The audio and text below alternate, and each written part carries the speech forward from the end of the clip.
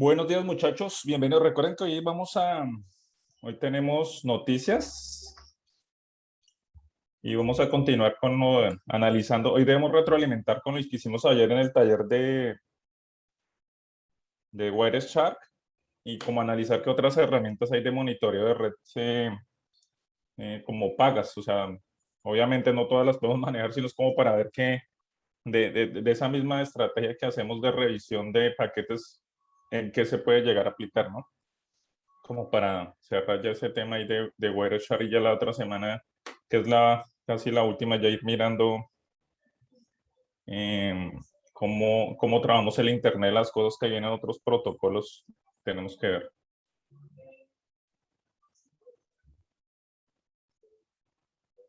Vamos a hacer llamado de lista y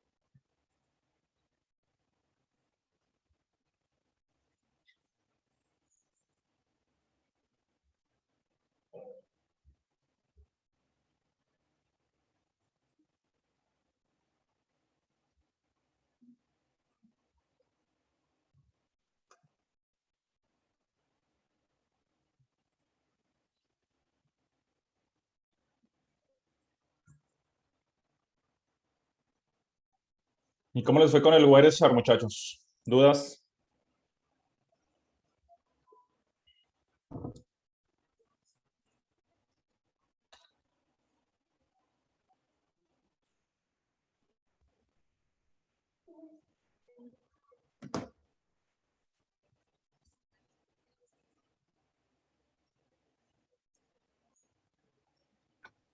Pues por mi parte todo bien.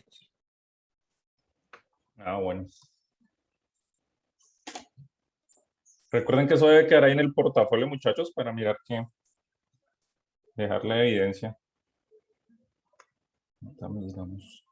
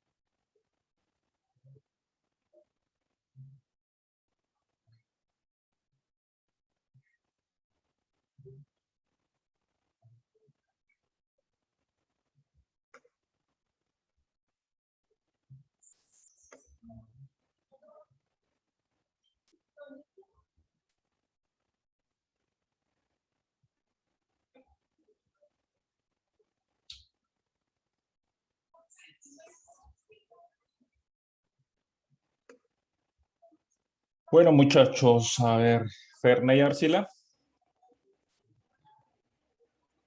¿Ha conectado? Presente. Aquí está. Vale. Neftali Caballero. Chao. Juan Castro.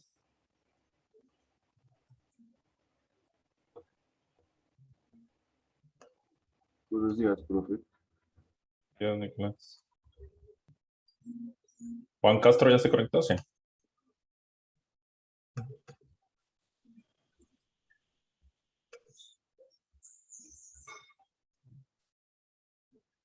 Sebastián Gómez. Presente, profe. Buenos días, profe. Díaz, Juan, ¿cómo vas? Bien, bien. Perdón la llegada tarde ahí. No quería entrar el computador. Fresco, vale. Camilo Andrés Hernández. Buenos días, profe. Yes. Sergio Andrés Moreno. Presente. Vale. Nicolás Patiño.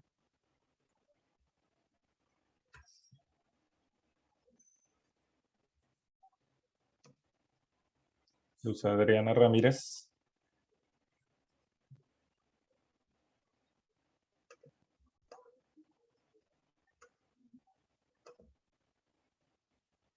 Carlos Nicolás Rojas.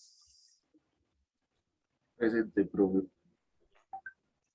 Miguel Ángel Salazar. Presente. Emanuel Meneses.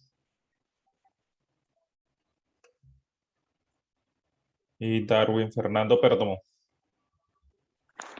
Buenos días, profe. Díaz.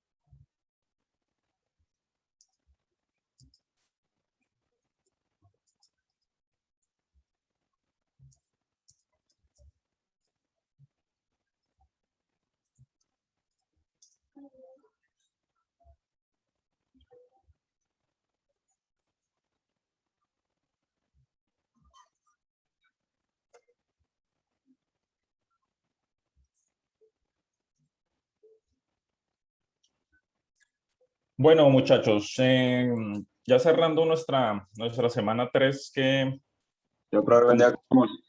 Qué pena ¿cómo ingresar estás? a ¿Cómo vas? Vale, tranquilo. Haciendo como el resumen de lo que hemos visto, pues vimos como toda la parte de infraestructura de las telecomunicaciones.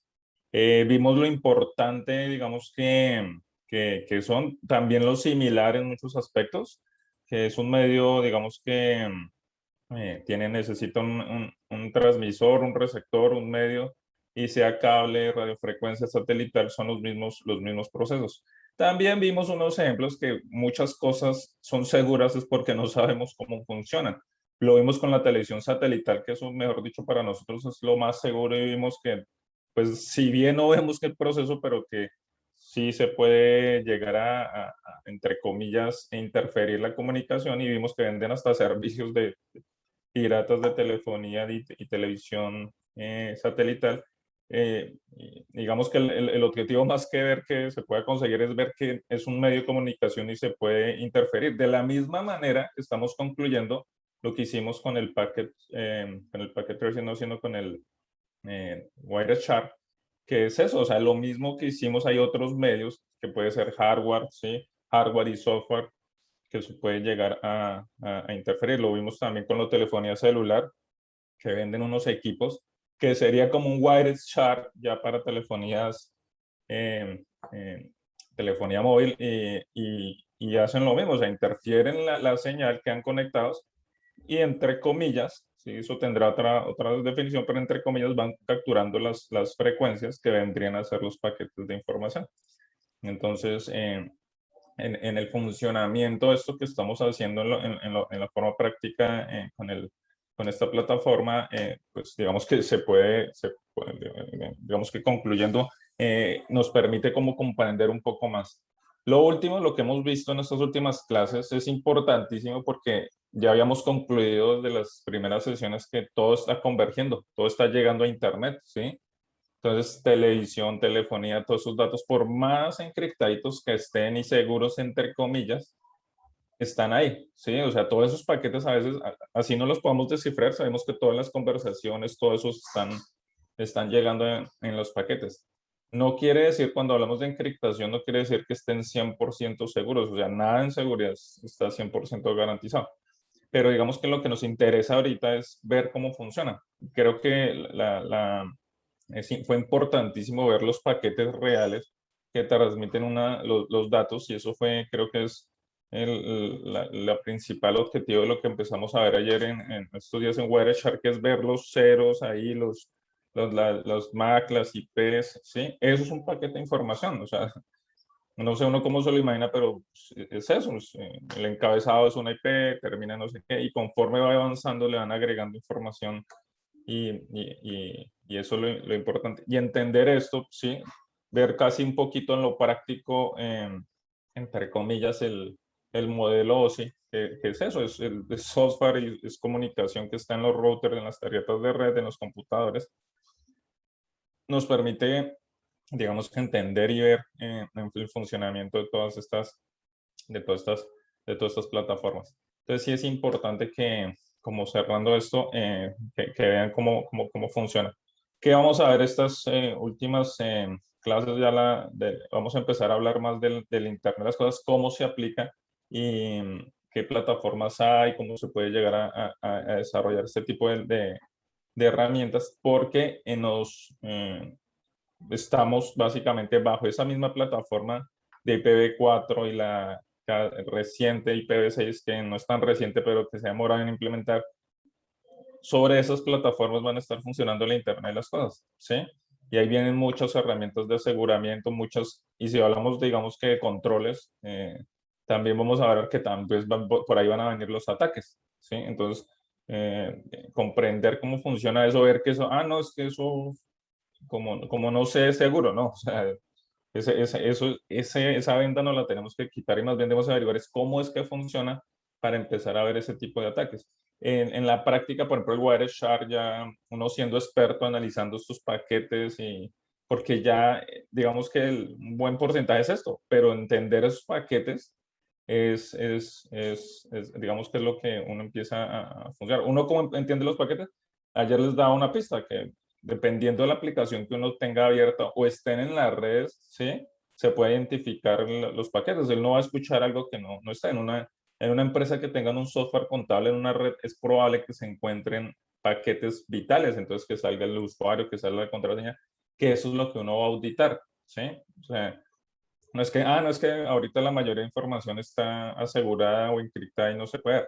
Pues precisamente eso es lo que se va a auditar, que no vaya a quedar por ahí, porque ya vimos que con solo colocar un candadito ya queda segura, pero ¿qué tal si se les olvidó, sí? O un enlace quedó, eso se puede llegar a auditar. Entonces, digamos que hay muchas cosas que se pueden llegar a verificar. Vimos en esas pequeñas prácticas, pero, cogían Macs, números de equipos y nombres de equipos y eso que fue unos minutos, o sea, después de horas de paquetes, días de paquetes, uno podría encontrar mucha información que podría analizar y dar recomendaciones para el aseguramiento. Entonces, en la práctica también, digamos que se puede utilizar muchas de estas herramientas. Bueno, muchachos, ¿qué encontraron de noticias? Pues yo encontré Fede, el primer automizador inteligente y conectado.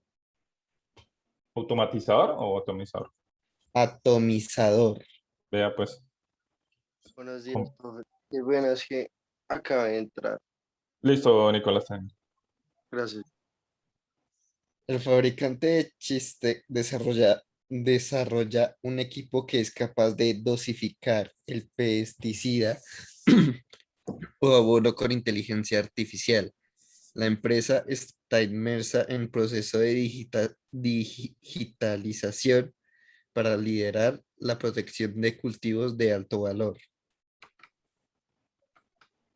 Se había- Se habla mucho del cambio climático, pero muy poco de otro de los grandes desafíos a los que tendrá que enfrentarse la humanidad en los próximos 30 años, la sobrepoblación. De aquí a 2050, la cantidad de personas que habita este mundo aumentará desde las actuales 7.800 millones a las 9.000 millones, según la FAO, la Agencia de las Naciones Unidas para la alimentación y la agricultura. Este crecimiento demográfico comporta una mayor demanda de agua y comida, lo que pone bajo presión a unos recursos y bastante degradados por la acción del hombre.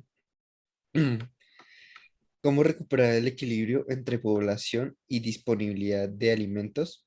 la clave para Federico Pérez Salvador, prope- prope- propietario de una fábrica de atomizadores de fertilizantes en Cheste, Valencia, reside en el Internet de las cosas y en la inteligencia artificial. Aunque la receta la prescribe una empresa familiar que lleva 50 años dedicada a la fabricación de hardware agrícola, pulverizadores, Fede tiene bastante claro que su futuro pasa por el software, la digitación del campo y la sostenibilidad de los cultivos. El crecimiento de la población nos pone ante un reto social enorme: producir cada vez más alimentos con cada vez menos recursos. Eso se va a conseguir gracias a la digitación, afirma Pérez, quien junto con su hermana Remedios está al frente de la empresa. Fundó su padre Federico Pérez, español, en 1967. Antes de llegar a esta conclusión, los Pérez repararon en un detalle importante: los grandes fabricantes de maquinaria agrícola, como los estadounidenses John Deere y New Holland, destinan el grueso de su inversión tecnológica a cultivos extensivos, que ocupan vastas superficies como el maíz, el trigo, la soja o el algodón, donde el rendimiento por áreas es habitualmente bajo, por lo que es fundamental reducir el coste de producción. Por contra, los multinacionales del sector dedican una cantidad pequeña de recursos a los llamados cultivos de alto valor, que ocupan menos extensiones pero ofrecen una rentabilidad bastante mayor. Es en esta tipología algo es desatendida por sus competidores y en la que figuran principalmente árboles como los olivos, cítricos, viñedos y almendros, en la que Fede ha decidido centrar sus esfuerzos. Bien. Miren lo interesante de lo que estamos empezando como a analizar, que es el Internet de las cosas. Básicamente, hay dos momentos. Digamos que el actual, que es como todos sus dispositivos que funcionan bajo Wi-Fi, y ya todo lo que va a empezar a funcionar con el 5G. Entonces, hay muchos elementos que por ejemplo, para la parte agrícola, pues para un Wi-Fi no creo que vaya a funcionar muy bien, pero sí van a ver ya con el 5G, digamos que obviamente, dependiendo de las infraestructuras de red de cada de los países, pero pues van a permitir como generar una mayor propagación de este tipo de plataformas a nivel mundial. Entonces, que es como hacia dónde vamos, y hacia allá es donde vamos a poder empezar a ver como los servicios. Recordemos una cosa, la diferencia entre domótica y Internet de las cosas son los datos, ¿sí? Entonces, digamos que la domótica como tal era la automatización física de las cosas, o operación remota, ¿sí? Pero acá ya estamos hablando de eso, pero esto genera datos, o sea, y datos puede ser, no solo es capturar los datos, sino, bueno, controlarlos remotamente, obviamente también capturar los datos, analizarlos y procesarlos, ¿sí? Entonces, todo ese tipo de información va a ser muy vital, y no lo miremos solo con el aspecto negativo, entre comillas, de la parte publicitaria, sino de Big Data, como hablando de las convergencias, ¿sí?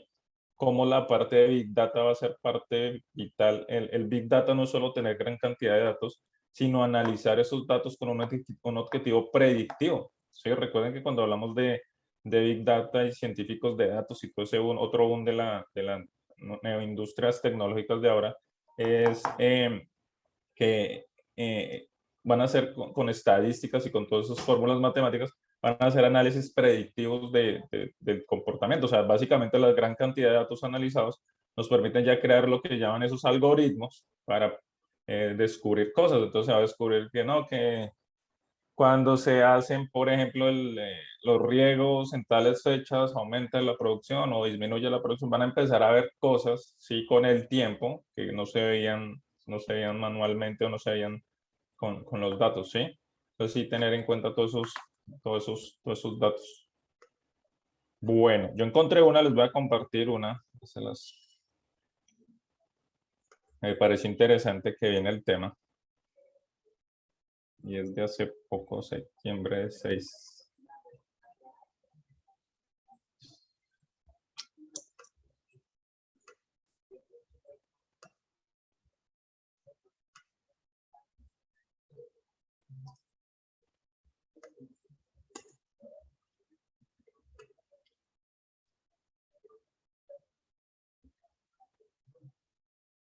Entonces dice, ¿qué es un sistema operativo urbano? Creo que algo habíamos mencionado alguna vez de esto.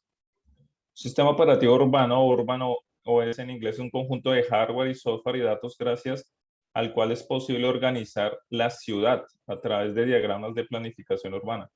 Toda esta información ayuda a la gestión de la ciudad en tiempo real y sobre todo su programación futura. Ahí habíamos hablado del Internet, las cosas que iban a haber barrios y que iban a haber ciudades. Mira, por eso fue que me acordé cuando vi el título. ¿Cómo ha evolucionado la planificación urbana? La planificación urbana durante siglos es un tema puramente militar.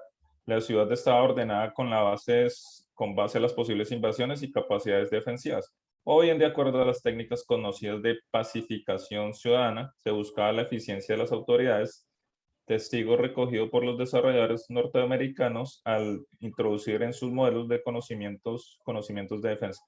En los años posteriores a la Segunda Guerra Mundial, durante la primera expansión TI, tecnologías de la información, se ven que desde la Segunda Guerra Mundial es donde el mundo cambió. Fue frecuente añadir términos como campo de batalla, guerra contra la pobreza o luchar contra el caos urbano. Términos que recuerdan el higienismo de la planificación arquitectónica usada por Haussmann en París del siglo XIX, pero esta vez usada en sistemas informáticos en continua evolución. Se tardó bastante tiempo en entender los sesgos algorítmicos de este tipo de enfoques, así la necesidad de incluir en los modelos una visión holística, es decir, que incorporarse todo tipo de datos a la ecuación de planificación urbana. La planificación urbana ha desarrollado desde entonces una aproximación más amplia que incluye muchos más parámetros. Y acá viene lo interesante. ¿Qué es un sistema operativo urbano? El sistema operativo urbano emerge como un diagrama de planificación urbana encargado de transformar la ciudad en una smart city a través de aplicaciones de la tecnología de la información en formas de control para la capa informática que se despliega sobre la ciudad a finales del siglo XIX, un esquema simplificado de flujos útil para los gestores urbanos. La palabra emerge es en clave dado que brotó de los primeros sistemas de gestión urbanas, estos que contenían islas de información y se caracterizaban por parcelar los datos de forma que fuese imposible inferir relaciones entre categorías. El envejecimiento poblacional, por ejemplo, estaba desligado de la planificación en materia de biodiversidad. Este sistema operativo proporciona un conjunto de técnicas y capacidades para combinar infraestructuras urbanas, servicios urbanos y la vida cotidiana de los vecinos de la localidad y sirve de base no solo para gestionar el día a día del municipio, sino también para planificar actuaciones a largo plazo. Solo si se conoce el estado actual de la ciudad es posible aplicar prospectivas, o sea que es todo lo predictivo, ¿sí? Según los investigadores Osborne and Rose en su trabajo Gobernando Ciudades, estos diagramas de diseño urbano son fundamentos operativos donde cada diagrama representa y proyecta cierta verdad de la ciudad. Los diagramas tratan de contener y modelar, no siempre de forma intencionada, las relaciones de poder, la ética de la ciudadanía, u otras como la planificación urbanística y las alergias como informa Urban Operating System, estos asistiendo a la creación a la ciudad computacional que nace de la ciudad de la información. Ahora los datos conforman la base sobre la cual la ciudad es capaz de pensar, quizás algún día incluso de tomar decisiones y hacer propuestas. Bueno, ahí finalmente dice cuáles son los diferentes sectores de los diagramas urbanos. Los sectores tradicionales para monitorizar una Smart City desde la perspectiva TI ha sido durante unas décadas la economía, la gestión de gobierno, la ciudadanía, el entorno, la calidad de vida y la movilidad. Aunque el planeamiento más reciente de los de ISE Cities in Motion ha abierto aspectos dimensionales: capital humano, cohesión social, economía, gobernanza, medio ambiente, movilidad y transporte, planificación urbana, proyección y tecnología. Todas estas métricas cuentan a su vez con un abanico que incluye cientos de miles de parámetros, todos conectados y coordinados mediante instancias, de forma que sea posible establecer relaciones, por ejemplo, entre la inversión del transporte público y la cohesión social u otros. Bueno, esto es interesantísimo. ¿Qué opinan de esos, muchachos?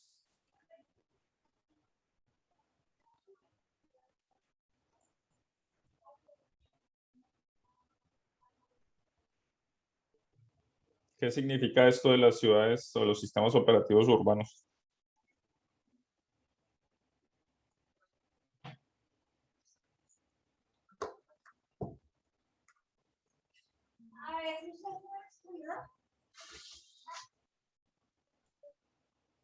Yo tengo una noticia que de pronto pueda complementar algo de eso. Dale. Pues es que es una de donde donde pues, ¿cómo se llama? Dell Technologies acelera la innovación del 5G y el Open RAN. No sé si de pronto la complemento o algo. O sea, ¿Sí? simplemente me pareció bastante interesante el hecho de que están como intentando que esta tecnología llegue lo más pronto posible. Sí, es que las perspectivas de los 5G pues son, no sé, pues son buenas, pero en el sentido técnico, no sé de la parte social y vigilancia y todo eso. Sí, comparte a ver qué dice esa nota. Bueno, las nuevas ofertas de telecomunicaciones automatizan la implementación y la administración de la infraestructura de red abierta nativa de la nube para acelerar las oportunidades en el edge, en el límite. Dell Technologies presenta un nuevo software, soluciones y servicios de telecomunicaciones para ayudar a los proveedores de servicios de comunicaciones CSP, por sus siglas en inglés, a acelerar sus implementaciones de redes abiertas nativas en la nube y crear nuevas oportunidades de ingreso en el Edge. Para respaldar el enorme crecimiento de datos que se espera de las aplicaciones de servicios 5G, los CSP están trasladando la infraestructura de procesamientos al Edge y buscan integrar un amplio ecosistema de proveedores de software para aprovechar nuevas oportunidades de ingresos, nuevas tecnologías como Open RAN, ORAN, están brindando a los CSP un conjunto más amplio de opciones para implementar infraestructura de red a fin de respaldar el crecimiento futuro. Sin embargo, esta tendencia está dando lugar a una gran implementación de procesamientos abiertos distribuidos geográficamente que puede ser difícil de implementar y administrar. A medida que la tecnología de servicios prolifera mediante redes de telecomunicaciones cada vez más abiertas, el sector ve una necesidad creciente e inmediata de administración remota del ciclo de vida de estructuras de procesamiento altamente distribuidas, explicó Dennis Hoffman, vicepresidente ejecutivo y gerente general de negocios de sistemas de telecomunicaciones en Dell Technologies. Bare Metal 8 ofrece los proveedores de servicios de comunicación una manera más sencilla de implementar y administrar la infraestructura de red abierta y al mismo tiempo ahorrar costos y tiempo, lo que les permite concentrarse en brindar servicios nuevos y diferenciados a sus clientes. Entonces, sí, eso es interesante desde el punto de vista, si vemos, o sea, mire, todos los que, si ya estamos hablando de ciudades, imagínense toda la plataforma tecnológica para poder lograr eso. Pero bueno, volviendo al tema y uniendo todo, básicamente, ¿qué aspectos creen que podría mejorar o empeorar al tener una ciudad automatizada todo? O sea, todo es bueno, todo es malo, ¿qué creen? La seguridad va a ser tremenda, o al menos deben de garantizar una seguridad tremenda para que no pase lo de Yo Robot. Sí, es que son varios aspectos. Digamos que está el aspecto técnico, está el aspecto humano, porque estamos hablando de una hipervigilancia para bien o para mal, porque al final, digamos que la hipervigilancia es que nos vamos, entre comillas, nos vamos a sentir seguros, pero no sé si o ven ese pequeño detalle, pero los que están fuera de esas ciudades, ¿qué va a pasar? ¿Sí me entienden? O sea, porque yo creo que hacia futuro lo que va a pasar es como lo que pasa con los celulares, van a haber hiper ciudades, hiper conectadas, hiper seguras, pero todo el mundo no va a quedar así. O sea, Uy, ¿qué bueno, qué va a pasar con las ciudades que quedan fuera de esos rasgos? buen punto. O sea, Viéndolo desde ese punto de vista. no, es que miren el aspecto técnico, o sea, pero y todo influye, o sea, nos van a asegurar de que, pues de otras personas que van a quedar por fuera, o sea, si y mire lo tenaz de la tecnología, porque listo, digamos que nosotros vamos a ser parte del desarrollo y todo eso, pero es que involucra, bueno, si fuera una sociedad muy, digamos, muy completa y todo eso, pues bueno, ¿de quién nos vamos a proteger? Pues de los otros que queden por fuera del sistema, ¿sí me entienden? Entonces van a crear al punto de la conclusión una división social mucho más marcada, ¿sí me entiendes? O sea, básicamente los que puedan vivir en ciudades inteligentes y los que no puedan vivir en las ciudades inteligentes, ¿sí me entiendes? Entonces van a haber unas ciudades paraíso donde usted entra a un supermercado, coge sus cosas y sale y automáticamente le registra su cuenta, la seguridad todo por reconocimiento facial, carros autónomos de pronto, ¿sí me entiende? Pero todo el mundo no va a poder vivir así, ¿sí me entiende? O sea, entonces se van a hacer como unas ciudades estados, porque imagínense, mire lo que concluyen ahí, que es probable que con toda esta El información, mundo tiene que tener de todo. no, pues sí, Que todo. imagínense, y en Estados Unidos ya se están dando ciertos fenómenos de super ciudades así muy, pues todavía no tan automáticas, pero geográficamente ya como encerradas. Eh, pero mire el aspecto que también decía, que toda esta información ya con los años, no sé, 100 años, no sé, imagínense todo esto, esta evolución, suponiendo que no pase una catástrofe mundial o algo, que siga evolucionando, sistemas informativos tomando decisiones políticas. O sea, le tememos a los robots que nos iban a ver, pero por eso yo les decía, la automatización, no todo el mundo que el robot, pero en realidad es el software, o sea, decidiendo si va a una carretera o no va a una carretera, sí. De por sí creo que ya estamos viviendo ciertas decisiones por datos, o sea, toda la pandemia, muchos de los datos eran basados en ese tipo de elementos, ¿no? De los datos que venían al futuro, de los datos que se estaban proyectando con los datos actuales, ¿sí? Entonces, mire que digamos que los datos ya nos están, por ahí una vez un término, pues no es por satanizar todo, porque también toca ver lo bueno, la dictadura de los datos, porque básicamente es como, un ejemplo que de pronto ustedes no vivieron, pero antes cuando los bancos no eran tan sistematizados, usted tenía un problema en su cuenta que no le servía, que no sé qué, iba a hablar con el gerente le firmaba, le da un permiso y podía sacar su plata, ¿sí? Ahora, ahora eso, muchos años después, ahora si usted presenta algún problema, no, es que el sistema no deja. ¿Y usted puede hablar con el señor sistema? ¿Sí me entiende? O sea, queda totalmente bloqueado. O sea, no es que el sistema no bloquea.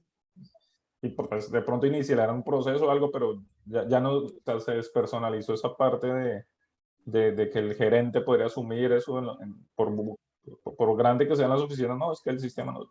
Entonces, eso mismo implementado, digamos que en todos los aspectos de un ejemplo, ¿sí? Pues llegue a pasar, se sistematiza todo. Y recuerden, mire, que cuando hablamos de Internet las cosas son los datos, o sea, digamos que estamos trabajando aquí como en los datos de las herramientas. Bueno, y aspectos positivos que podríamos sacar de una ciudad automatizada.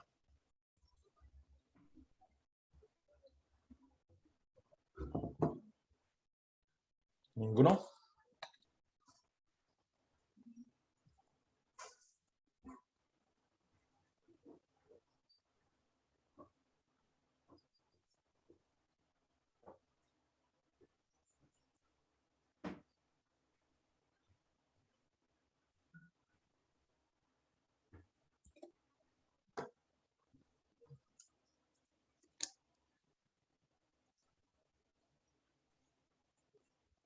Ningún aspecto positivo de las ciudades automatizadas.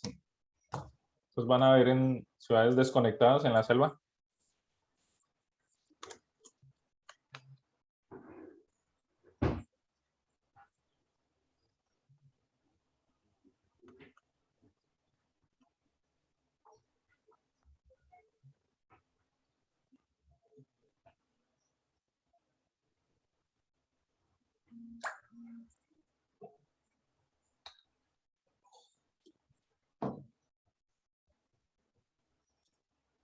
No, ninguno tiene un aspecto positivo de las ciudades.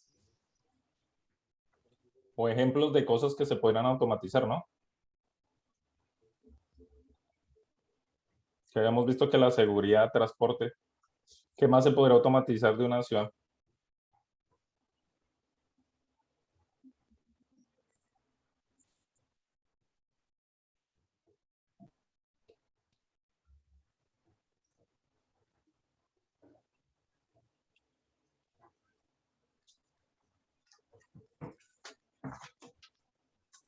Atención al cliente.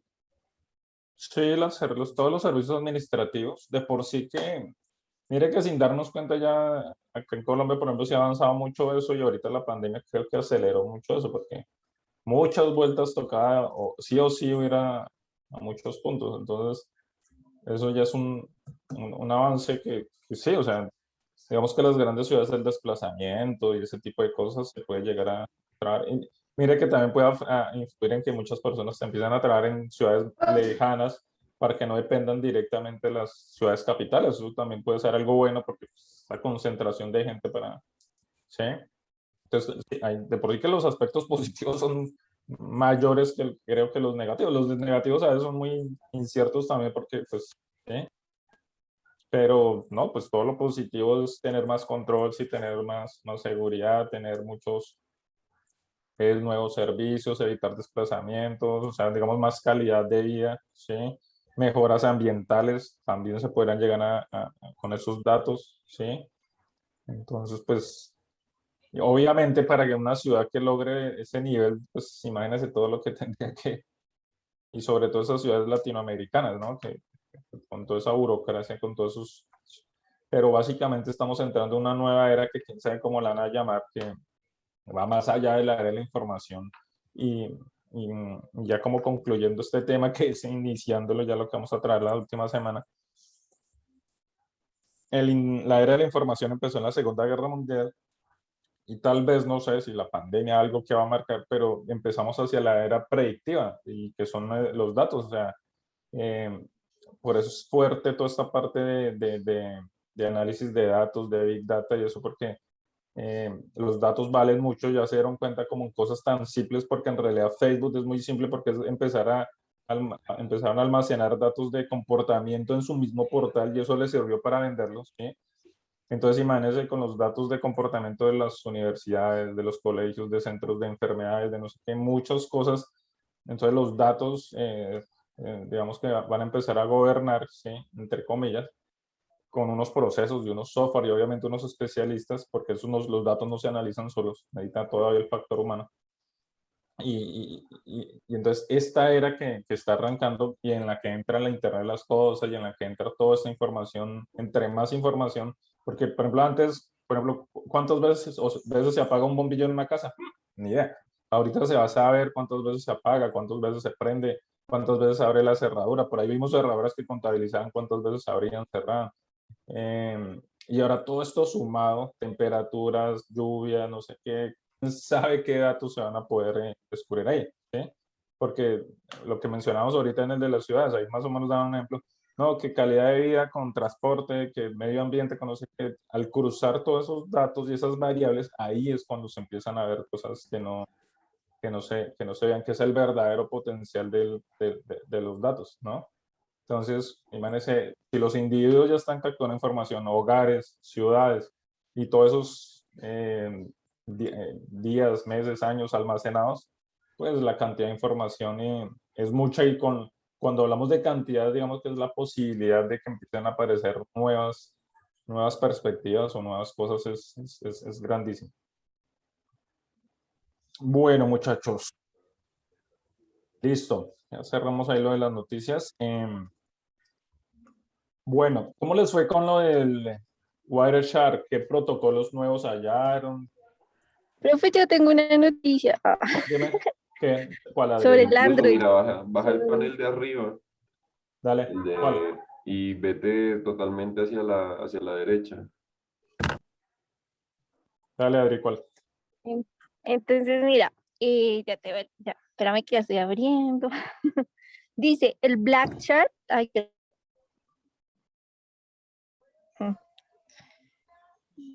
Black Shark 4S Pro ya es oficial con panel AMOLED de 144 Hz, SD 888 Plus, 16 GB de RAM, carga rápida de 120 W y más. Entonces dice, tal como ya se había anunciado el día de hoy, se acaban de presentar los nuevos Black Shark 4S y Black Shark 4S Pro, dos modelos de gama alta construidos para ofrecer un alto rendimiento de los videojuegos, pero que si bien es cierto llevan algunas diferencias de hardware, aquí te contamos todos los detalles. Entonces dice, hardware.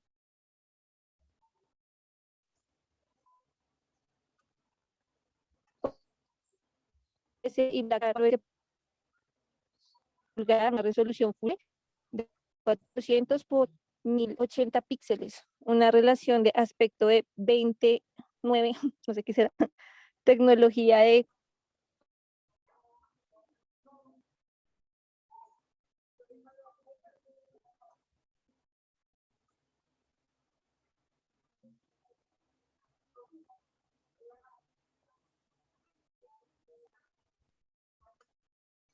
¿Qué fue el audio, Adri?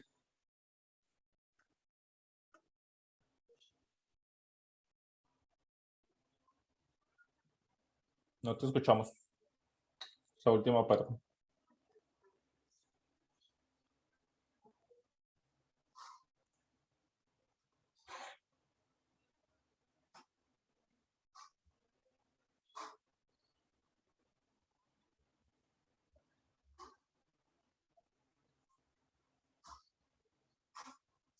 Se te fue el audio en la última parte, no te escuchamos, Adri. Bueno, muchachos.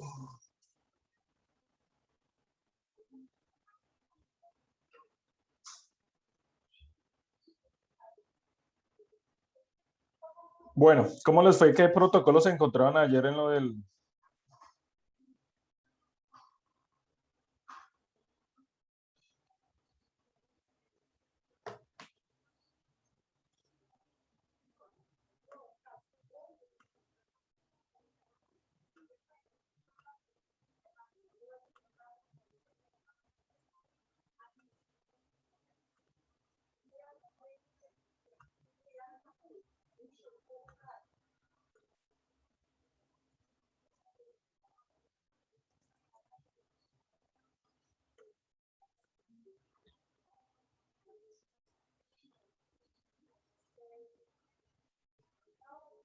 A ver, TLS, ¿qué protocolos TLS que encontraron ayer cuando estaban cacharrando en el Wireshark? Se les debe haber salido.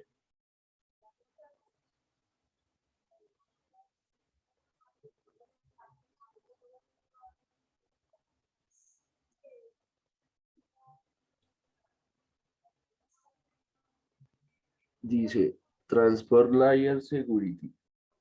Es un Ujú. protocolo criptográfico que, al igual que SSL, permite una comunicación segura en Internet. TLS 1.2 es el protocolo encargado de la mayoría de las encriptaciones que se producen en la web, desde webmails como Gmail, acceso vía FTP o SFTP, o para utilizar una VPN. Entonces, miren lo que, gracias, y miren lo que esa es la tarea que uno empieza a hacer. Entonces uno empieza, mire, que se utiliza para tal cosa. Entonces, miren, dicen que es encriptación web, VPNs. Eso nos empieza a dar como características y pistas de lo que podemos encontrar en la red que estamos auditando, ¿no? ¿Es seguro el TLC o no es seguro el TLS, digo? Digamos que eso que es cifrado. Cifrado TLS. 1, 2. ¿Qué es?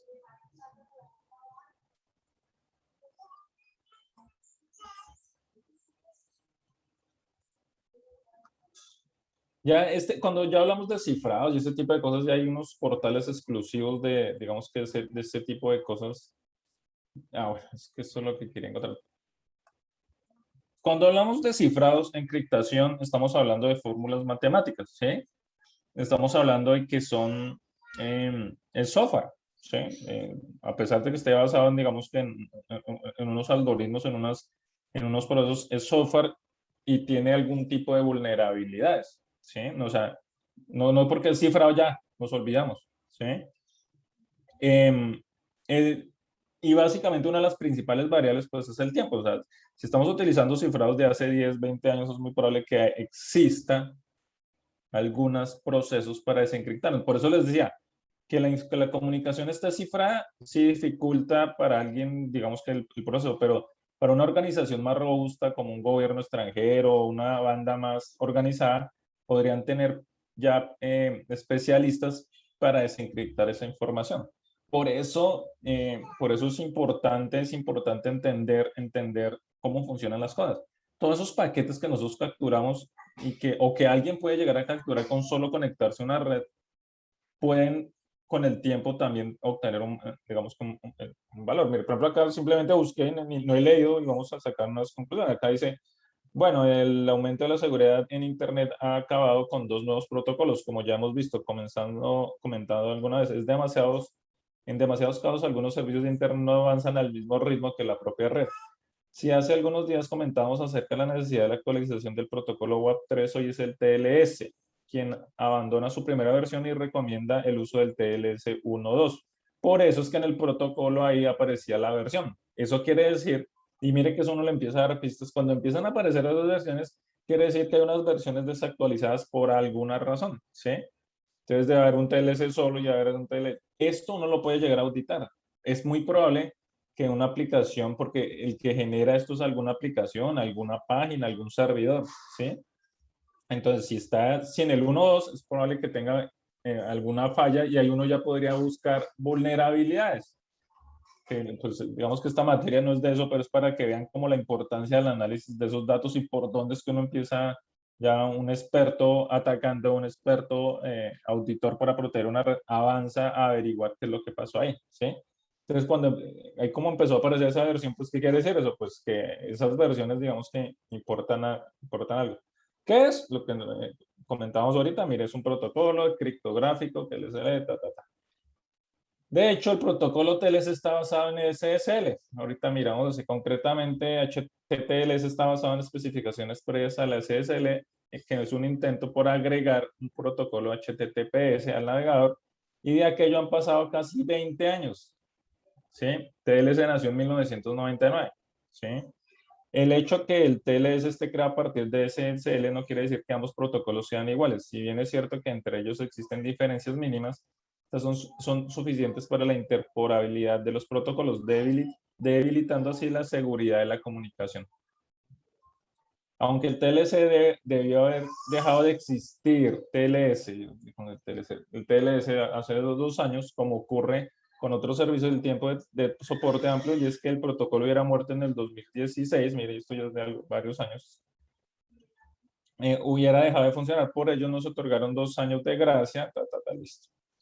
¿Qué es la versión TLS 1.2 que las que estamos viendo? La recomendación de este momento es utilizar la TLS 1.2, la última versión del protocolo, aunque fue definida en agosto del 2008 y desde el 2011 apenas ha sufrido modificaciones, exceptuando el ataque Poodle ocurrido en la actual. Mire, esto es lo que le quería mostrar, que a pesar de que esté encriptado, ya hay posibilidades, ya pueden entrar a profundizar.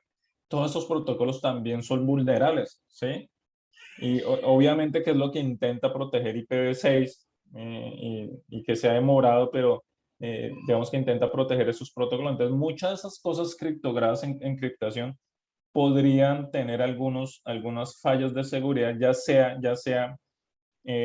digamos que hay 2 tipos de ataque. Uno que es coger la información y desencriptarla, o hacerse pasar por el receptor y coger ya el descifrado también. Entonces, Bueno, acá te les paso este enlace. Ocurrió en el octubre una vulnerabilidad de protocolo SSL3 que a los pocos meses atacaba a TLS para cuando este ataque tipo MIT o hombre en el medio, ya vimos que era eso, sin interferir la señal, llegó a TLS, los servidores eran más vulnerables y para iniciar el ataque era necesario menos pasos con solo, o sea, era más fácil el TLS.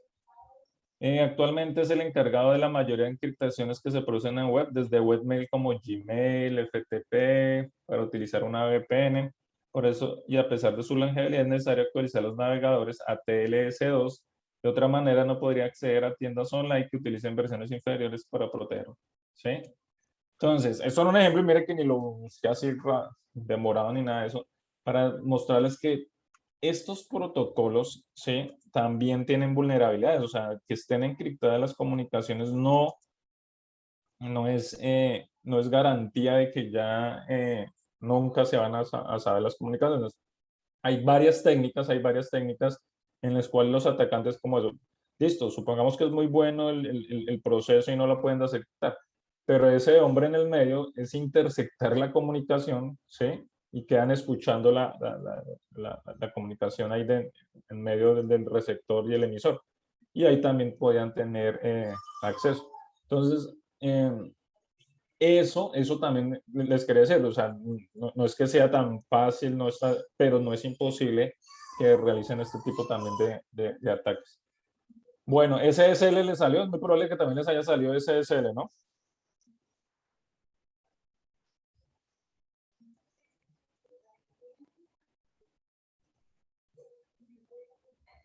Ahora les paso este enlace para que me echen a mirar debe ser viejo este artículo, pero es del 2018, no vi la fecha. No tiene fecha.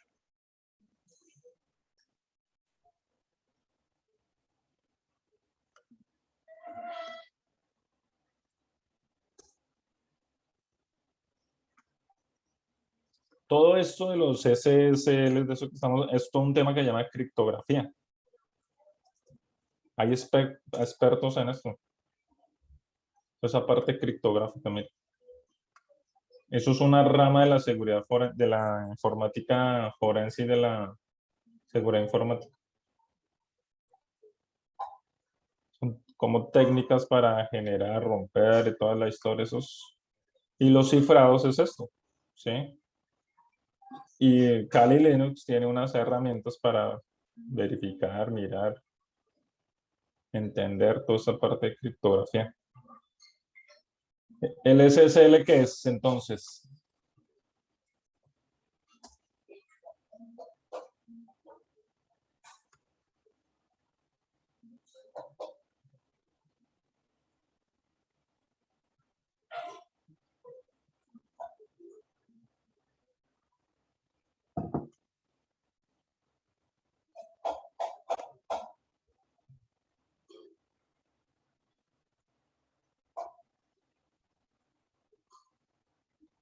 Ah, mira, el TLC, me sale un TLC.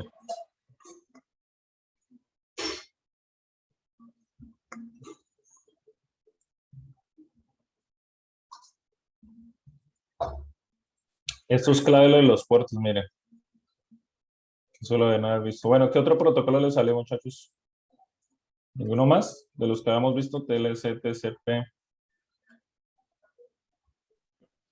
Pues, profe, a mí me salió el ICMP. ¿Qué hace ese? Protocolo de control de mensajes de Internet. Es utilizado para enviar mensajes de error e información operativa indicando, por ejemplo, que un host no puede ser localizado o que un servicio que se ha solicitado no está disponible. Estos mensajes de protocolo ICMP se envían a la dirección IP de origen del paquete. Perfecto. Mire, y básicamente una estrategia es esto, mire, y cualquier protocolo, vulnerabilidades. Algo ahí debe aparecerme. Hay páginas de seguridad pues, explícitas para los protocolos. Ahí toca mirar, son las fechas. Esto ya debe ser de hace rato.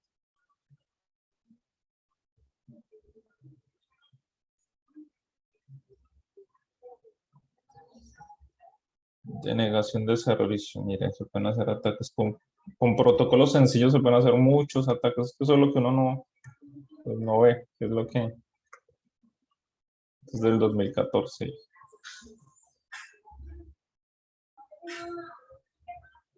Mire, sí es lo importante empezar a... Mire, este protocolo que no es uno de los principales, es uno de transporte, me imagino que uno de los... o sea, que son solo entre máquinas o algo así, que es botas de, digamos que devuelve los errores y se pueden hacer. Obviamente esto ya es de algunos años, de pronto ya está superado, pero es muy probable que vuelvan a aparecer este tipo de cosas. Hay páginas especializadas, voy a enviar esta, donde trabajan y explican, de expertos de verdad, mire. Mire, acá hacen el diagrama hasta del datagrama. Ya sabemos qué es el datagrama, lo que estamos viendo, mire. Mire, los bytes de la IP, el mensaje ICMP de error, eso que vimos en el packet, en el biochart, acá, mira, acá lo escriben. Sí. Mira, esa es la herramienta que nosotros estamos utilizando. Bueno, que ahí describen cómo pueden hacer. En esa época, no sé, eso de pronto ya está. Pero es para que se den cuenta que no es todo, no es totalmente seguro. O sea, básicamente es al entender cómo funcionan este tipo de herramientas se pueden llegar a...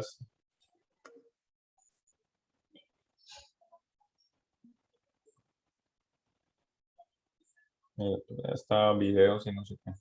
Sí, lo importante que es empezar a analizar, hasta los protocolos más sencillos son fundamentales. Otra conclusión que debieron haber sacado es que mire todo lo que funciona el Internet, que nosotros quedamos como en HTTP, que es como el único protocolo, pero no, o sea, internamente, eso internamente genera muchos, ¿sí? Les digo, hagan la prueba cuando estén sin videoconferencia, hagan la prueba cuando estén con videojuegos, hagan la prueba cuando estén escuchando música, YouTube, a ver qué protocolos, qué puertos utilizan las aplicaciones, sí. Lo mismo que en una empresa, cuando el software, el SQL, MySQL, todo generan sus propios puertos y sus propios paquetes de comunicación. Entonces, esto cambia drásticamente. No quiere decir que cada vez que corramos este reporte lo vemos. De por sí que este está muy particular es porque tenemos el zona activo, por eso aparece mucho UDP. Pero ya cuando usted en una red van a cambiar. Entonces, esto es un libro y obviamente cada vez va a ser totalmente diferente porque varía la red, los dispositivos, cantidad de dispositivos, la hora, las aplicaciones que estén activas, ¿sí? Entonces, eso cada análisis, pues acá sí que mucho, porque tenemos una conferencia, ya vimos que el UDP es utilizado para broadcast, mandar gran cantidad de paquetes de datos como es audio y transmisiones, por eso nos aparece mucho, sí, mucho eso. En videojuegos, no sé, ustedes pueden poner un videojuego y dejan un rato capturando y después analizan, o YouTube o Spotify, a ver si pueden detectar algo, ¿sí? Ese tipo de cosas que deben analizar. Bueno, muchachos.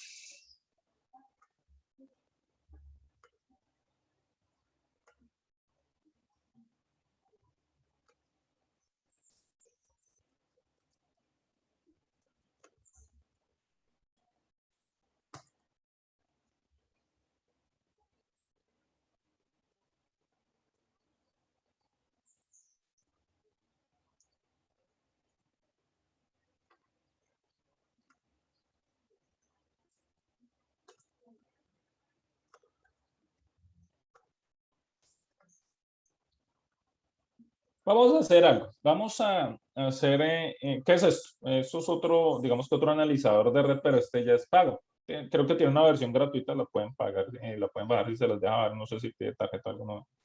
Simplemente, ¿cuál es la tarea? Básicamente, quiero que vean que hay otras aplicaciones, obviamente basados en eso mismo que hemos visto con Wireshark. De ahí básicamente sale casi, entre comillas, toda una industria del software para análisis de diferentes tipos de elementos, ¿sí? Eso es una variación, ¿no? Digamos que supuestamente hace un poco más de cosas, pero porque también tiene su versión paga y digamos, si nos permite hacer más cosas. ¿Qué quiero que vean? Pues básicamente que analicen cómo funcionaría, si serviría, qué datos permite recaudar, qué no. Que ustedes como expertos analicen esta herramienta. Básicamente yo yo les dije, mire, me comentaron que esta herramienta sirve para seguridad. Verifíquela, no tienen más información. Entonces, ¿qué analizan? ¿Qué datos? Si analizan datos de red o no actualizan datos de red, ¿sí? Tiene una versión paga, mire. Dice que tiene una, pero no sé si se le deja dar, sinceramente no sé. Pues básicamente es como para que hagan como un proceso de análisis de esta herramienta para finalizar. Bueno, entonces venga, los pongo acá lo que vamos a trabajar.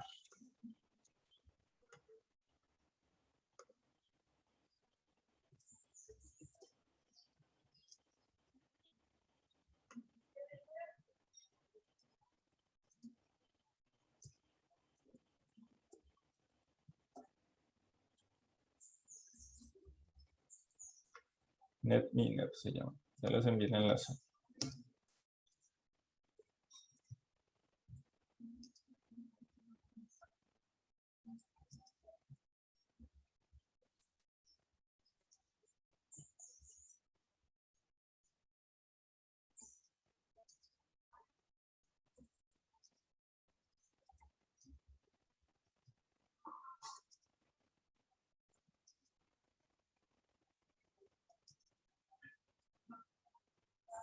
Entonces, básicamente es que miren para qué sirve, qué módulos tiene, cuáles son como las versiones entre lo pago y lo no pago. Digamos, sí, para qué sirve y sus usos y digamos que si lo recomendarían ustedes para el uso de una empresa y en qué nivel. El segundo punto es el siguiente, que ya vamos a entrar a trabajar. Resulta que el Internet de las cosas, lo habíamos dicho, más que el que se prendan, que se apagan desde celulares, son la parte de captura de datos. Como son plataformas que capturan de datos, como son elementos que capturan datos, utilizan unas plataformas. Acá hay un artículo donde nos aparecen las principales plataformas, dos de las principales, porque hay muchas más. La idea es que analicen qué son esas plataformas que tienen en común, ¿sí? Porque sobre eso es lo que vamos a empezar a trabajar la otra semana, identificar, ¿sí? Identificar una serie de cosas. ¿Qué es? Por ejemplo, eso, que vayan leyendo, vayan averiguando, de una vez van sacando como un glosario, porque hay unos términos interesantes técnicos de programación, WebSockets, eso que aplica en la parte de programación, ¿sí? Entonces, ¿qué es el MQTT? Que es lo que vamos a ir también trabajando la otra semana.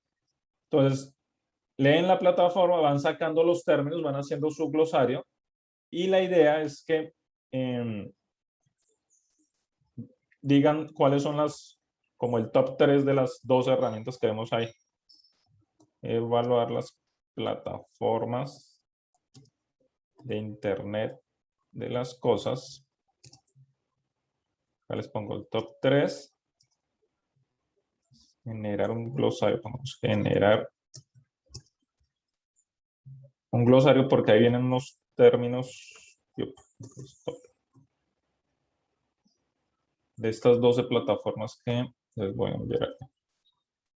Entonces, obviamente es leer qué son, qué hacen, si son pagas, gratuitas, y sacar como, pues las leen todas, pero hacen una fichita de las tres principales, le hacen una diapositiva. Entonces, mire, para mí las tres mejores son Arduino, o tal, Entonces, nombre de la plataforma, qué son, costos, si es libre, si es paga, sobre todo es eso. Y el glosario de todos esos protocolos, sockets, no sé qué, para que les quede claro. Entonces son estos dos artículos que vamos a analizar. ¿Preguntas?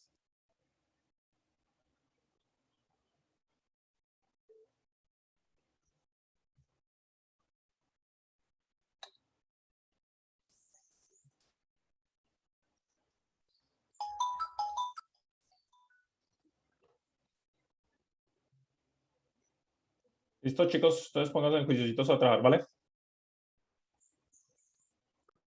Listo, profe.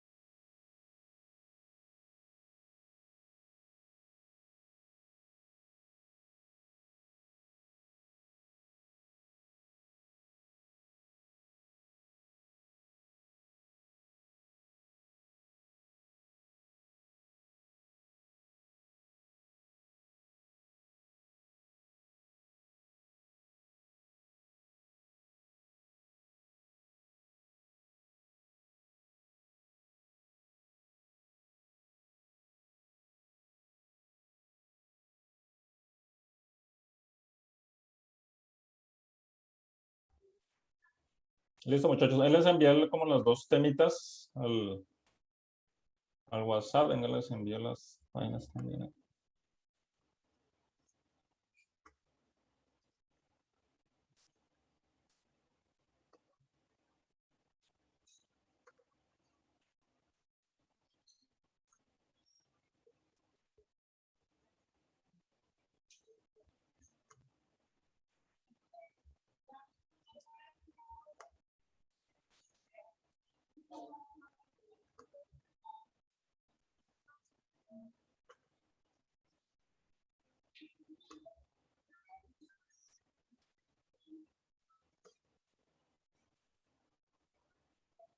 Entonces ahí para que trabajen, muchachos.